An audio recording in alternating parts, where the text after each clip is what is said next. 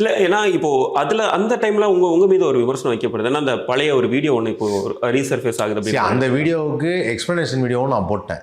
இந்த video is all about படம் release ஆகுது முன்னாடி இருந்த ஃபயர் ஆக்சிடென்ட் பற்றி சொன்ன ஒரு விஷயம்.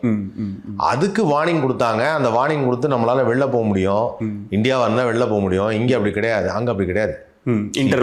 இன்டர்வல் கிடையாதுங்க. திடீர்னு வந்துன்னா என்ன பண்ணுவீங்க? ஒன்றுமே பண்ண முடியாது. ஸோ அங்கே வந்து இன்டர்வலுக்காவது வெளியில் போவோம் நம்ம ஊரில். இங்கே அது இன்டர்வல் கூட வெளில போக முடியாது. எல்லாமே இங்கே உள்ளதான் இருக்கணும். அப்போ நீங்கள் கொடுத்த அந்த நீங்கள் சொன்ன அந்த வார்னிங் அப்படின்றது படம் நல்லா இல்லை, இப்போ எஸ்கேப் ஆகி ஓடிடுங்க அப்படின்ற மாதிரி அது புரிஞ்சிக்கப்பட்டுச்சு.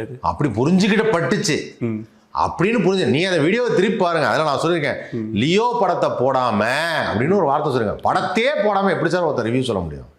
ஓகே, படத்தை பார்த்துட்டு ப்ளூ சட்டை மாறன் நாரா கிடிக்கிறாரு, அவரை எல்லாரும் விட்டாங்க. படத்தை போடுறதுமே நான் சொன்னதுக்கு நீ லியோ தப்பா சொல்லிட்டேன் அப்படின்னா யார் சொன்னா? யாரும் சொல்லவே இல்லையே. இவங்க சோகால்டு வந்து இப்போ இவர் அப்படியே மாற்றி விட்டார். ப்ளூ சட்டை மாறன் என்ன பண்ணிட்டாரு, லியோ படத்துக்கு நீ விமர்சனம் பண்ணது உனக்கு ஞாபகம் இல்லையா, இது வன்மம் இல்லையா அப்படின்னார். நான் உடனே திருப்பி ரிப்ளை வந்தேன், ஐயா வன்மம் என்னங்கிறதும் வெறுப்பு என்னங்கிறதும் உங்கள் வீடியோ பார்த்து நீங்களே தெரிஞ்சுக்கங்க. இதுக்கு பேர் வன்மம் இல்லை.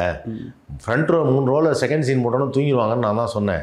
நான் ஒன்றும் மறைச்செல்லாம் சொல்லி அந்த வீடியோவில் நான் தான் சொன்னேன். அது அவங்க பார்ட்டி போயிட்டு வந்தாங்க. அப்போனா என்ன அர்த்தம் உங்களுக்கு தெரியும்? பார்ட்டி போயிட்டு வந்தாங்க தூங்கிடுவாங்கன்னு. அது உங்களுக்கு தெரியாது. அது நாங்கள் பர்சனலாக போட்ட இன்ஸ்டாகிராம் வீடியோ. அதை எடுத்து யாரோ சோசியல் மீடியாவில் போட்டு ஆதவன் வந்து லியோவை கலாச்சிட்டாரு அப்படின்னு நான் சொன்னேன்.